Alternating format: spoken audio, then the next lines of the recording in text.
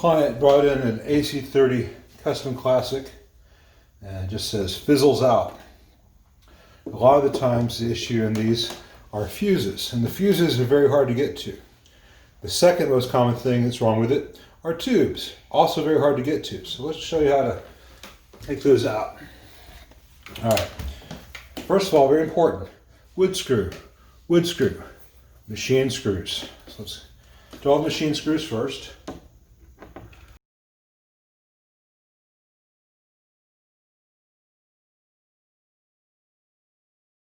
Now, change the speed to slow speed.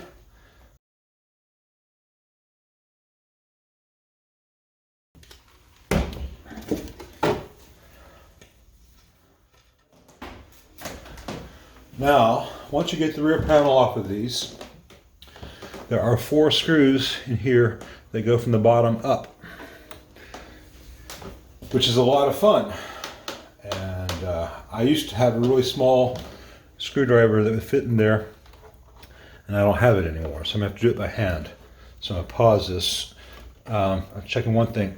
This is a later one, which is good. The later versions have RCA jacks for the reverb, and an actual speaker plug and jack for the speakers. The older ones, the wires just go in the chassis. So to pull the chassis, you've got to bring the reverb tank out and disconnect the speakers from the speaker cables from the speakers. So much better the later ones with that all in there. Anyway, I'm gonna get my screwdriver and loosen the screws here, here, here, and there from underneath. And just to save you some time in cussing, I'm gonna pause it and come back to it.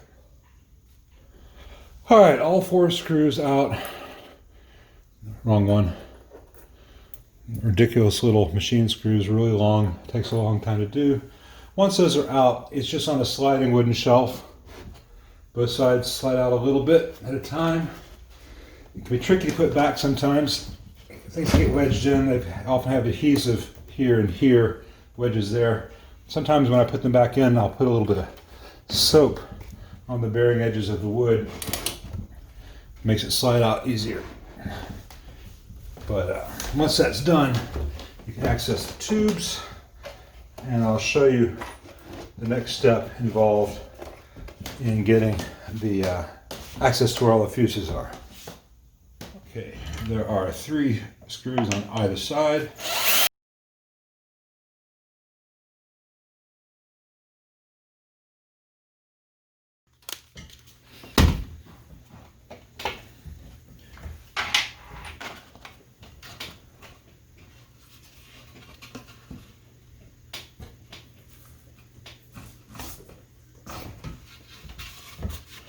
I always try to get that little foam strip out intact. That's why I flipped it up like that.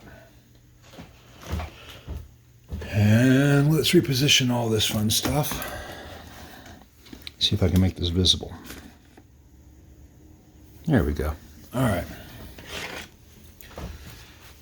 The amp has a fuse here and a fuse here. This one's a 5 amp, which is for the rectifier. This is a 6.3 amp on the heaters. And on the rear panel,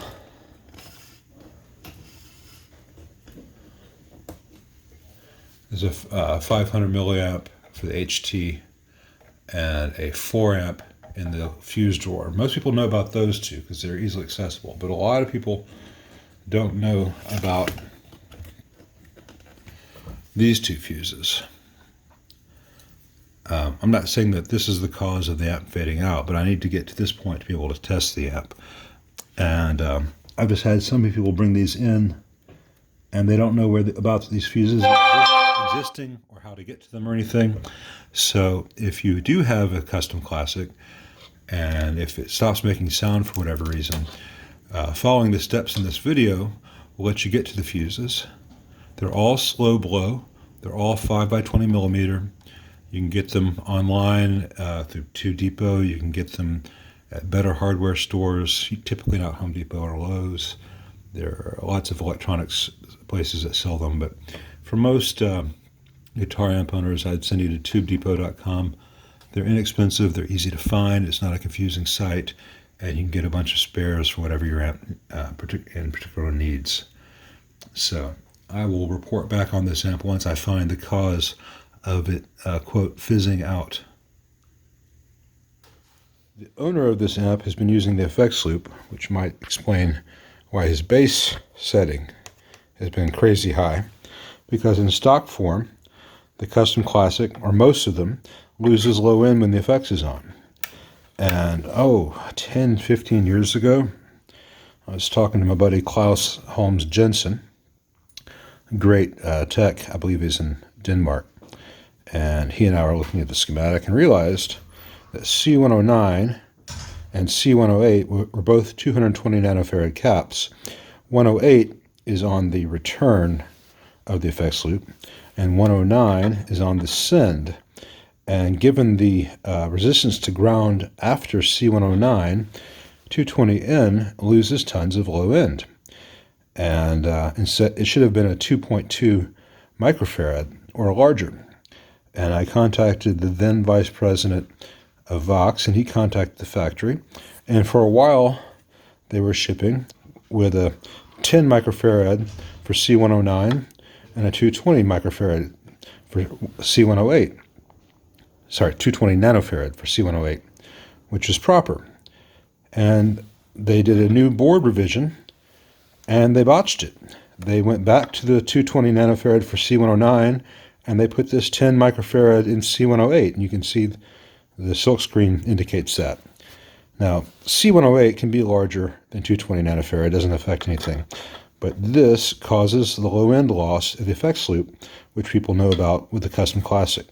So while I have this amp in, I'm going to pull this board out. I'm going to clean the effects send return jacks. And I'm going to change that cap out for at least a 2.2 nanofarad. I'll probably stick in a 10 microfarad because I've got a bunch of them. And it's nothing critical about the type of cap.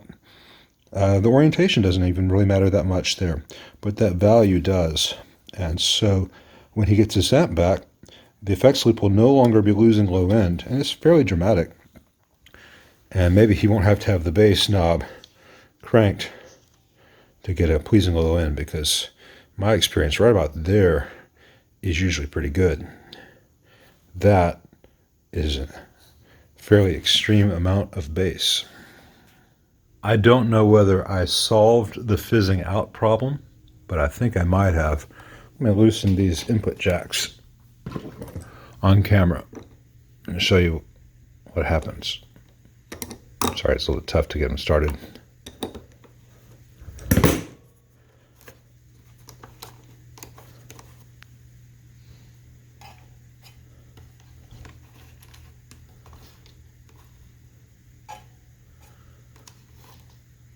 See if I can get it to do it now. Well, it's not doing it all for me now, but before, I should have recorded the before. There was a big buzz that went away whenever I touched any part of the metal on the cabinet, the chassis, which led me, let me turn the amp off before I do this, to take the input jacks out. Now these have these rings here, these metal rings. Let me get this to focus better. These have these metal rings,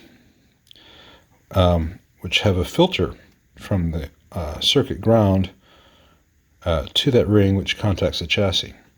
And when all is well in the world, that is an RFI filter, and it gets a lot of junk off the input. It doesn't come into the amp.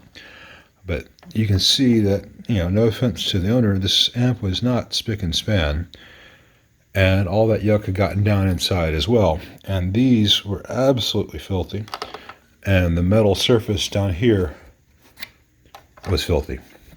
So I cleaned that metal surface in there with alcohol, and I cleaned these metal rings with deoxit.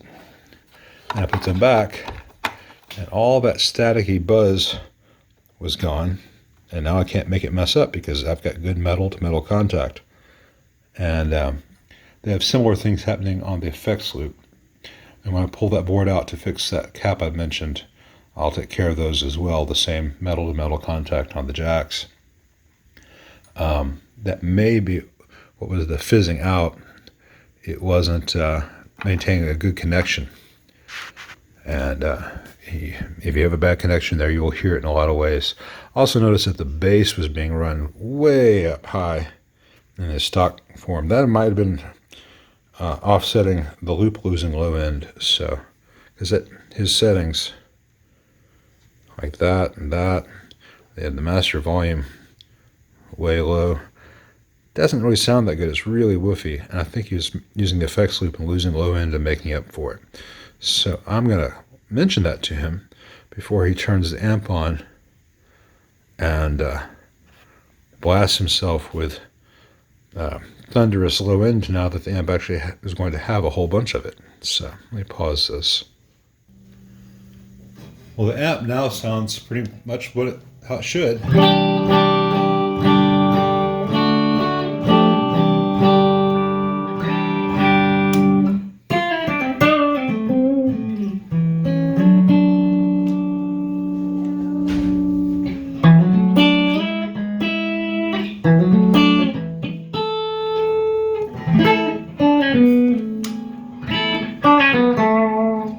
So I'm gonna let this run for a while and see if it fizzes out or anything, but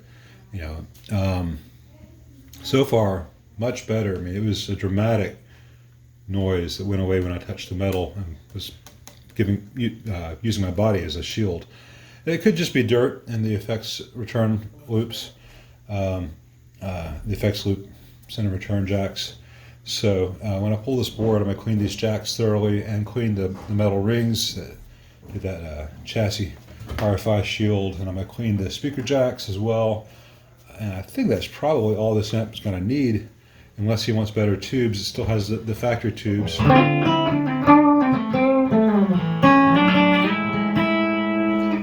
One other thing it could be, I noticed he had the amp set to 8 ohms, and he still has the stock Wharfdales, which provide a 16 ohm load. So it's possible he's been running a mismatch and it's been stressing the output tubes.